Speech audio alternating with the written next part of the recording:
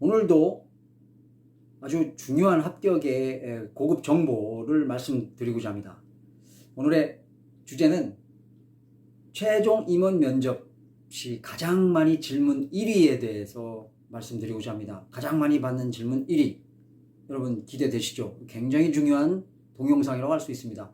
이 합격에 정말로 실마리가 되는 중요한 질문이 아닐 수 없는 그런 질문을 말씀드리고자 합니다. 자, 시작하기 전에 여러분 엔돌핀 이야기 하나 또 해드리겠습니다. 재미있는 에피소드 하나 해드릴게요. 한국의 역대 대통령 중에 가장 영어를 못했던 대통령이 누구일까요? 그거는 YS라고 합니다. YS. 예전에 이제 90년대 중반, 2000년 요때 대통령을 했던 이제 YS, 김영삼 대통령이죠. 이 김영삼, 그러니까 YS는 이 경상도 사투리가 좀 심해서 영어하는데 어려움이 좀 많았다고 합니다. 그래서 하루는 비서관이 이제 대통령에게 이제 내일 이제 그 다음 날이 클린턴 대통령이 이제 방문하는 이제 이제 시기가 됐는데, 클린턴 대통령이 방문하면 김영삼 대통령이 딱 나가서 반갑게 악수를 하면서 두 가지 영어만 하라고 이제 비서관이 어드바이스를 줬습니다. 어떤 거 두 가지냐면, 악수를 딱 청하고 How are you? 그러라고 했어요. How are you? 그럼 클린턴 대통령이 I'm fine and you? 그러면 Me too 그러라고 했습니다. 그래서 YS한테 비서관이 그렇게 두 개의 영어를 가르쳐 줬어요. 그러면서 각각 How are you? 그 다음에 Me too 요 두 개만 하시면 됩니다. 다른 영어는 절대 하시면 안 됩니다. 이렇게 이제 어드바이스를 주고, 이제 YS는 밤에 How are you? Me too 요 두 개만 열심히 연습해서 이제 다음날 아침에 클린턴 대통령이 이제 한국에 와서 다음날 아침에 청와대 딱 직무실로 이제 들어옵니다. 그래서 YS가 앞에 반갑게 나가서 악수를 탁 하면서 How are you? 해야 되는데 너무 긴장해가지고 Who are you? 그랬어요. 그러니까 클린턴 대통령이 약간 당황하면서 이 어르신이 조크를 하는구나 이렇게 생각을 하고 I'm Hillary husband 그랬대요. 그때 YS가 Me too 그랬답니다. 그래서 클린턴이 한미 정상하고 뭐고 그날 밤에 힐러리하고 부부싸움을 엄청나게 했다는 그런 일화가 있었습니다. 네. 자, 다시 우리 오늘 주제로 돌아와서 저도 지금 미투 했더니 막 웃음이 좀 나오네요. 이제 주제로 돌아와서 최종 임원 면접 시 가장 많이 받는 질문 1위. 사실은 두 개입니다. 두 개인데 1위, 2위 엎치락뒤치락 하는데 이 두 개를 제가 다 알려드릴게요. 어차피 합격을 위한 고급 정보를 전해드려야 되기 때문에 질문이 하나만 있는 게 아니고 사실은 두 개입니다. 1위는 향후 어떤 리더가 되겠냐? 향후 어떤 리더가 되겠습니까? 라는 게 첫 번째 질문입니다. 두 번째는 왜 당신을 채용해야 하는가? 이게 두 번째입니다. 자, 영어로는 여기 이렇게 나갑니다. What kind of leader would you like to be in the future? 그리고 Why should I hire you? 이 두 가지입니다.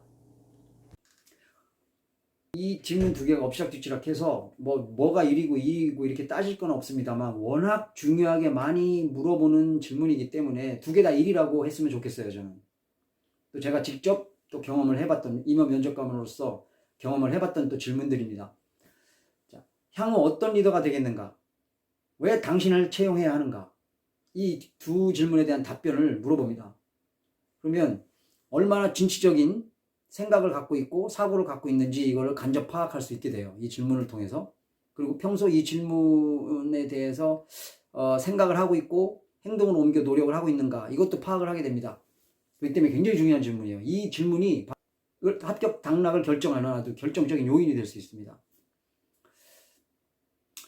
근데 대부분이 이제 향후 어떤 리더가 되겠는가 라는 질문을 하면 대부분이 굉장히 평이한 답변을 합니다. 물론 뭐 준비나 생각을 안 하고 가서 그런 답변을 갑자기 물어보니까 당황해서 뭐 그냥 즉흥적으로 대답하는 경우도 꽤 많았어요. 어떤 대답들이 많이 나오냐면 다정한 친구, 엄격한 때로는 어머니와 같은 리더가 되겠다. 뭐 이런 이제 분도 있고, 어떤 분은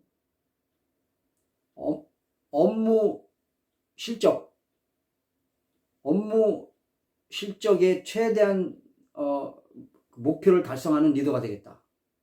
이런 분도 있고, 커뮤니케이션을 잘하는 리더가 되겠다라는 분도 있고, 대인관계, 인맥관계를 중요시하는 리더가 되겠다. 이런 분도 있고요. 그 다음에 우수 사례를 벤치마킹해서 업무 효율을 극대화시키겠다 하는 리더도 있습니다.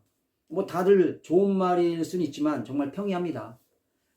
예를 들어서 이제 임원 면접관들은 이렇게 편견을 가질 수 있어요. 이렇게 생각할 수 있어요. 답변을 하는 거에 따라서. 뭐 인맥관계, 대인관계를 난 넓히는데 중시하는 리더가 되겠다 그러면 이 친구는 업무보다는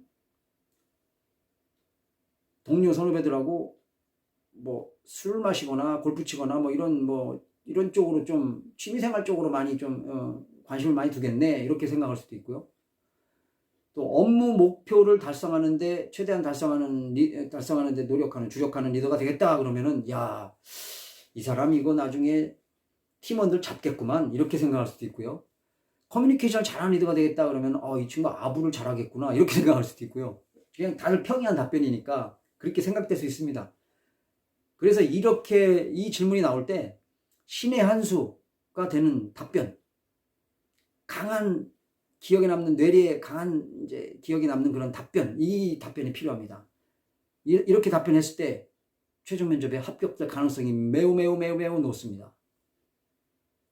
자, 이 질문을 던졌을 때 합격했던 저한테 기억이 강하게 남았던 사례가 있어서 오늘 주제로 삼았었는데요. 이 후보자의 답변이 아직도 제가 잊혀지지가 않습니다. 이분 합격돼서 아직도 지금 뭐 일 잘하고 있어요.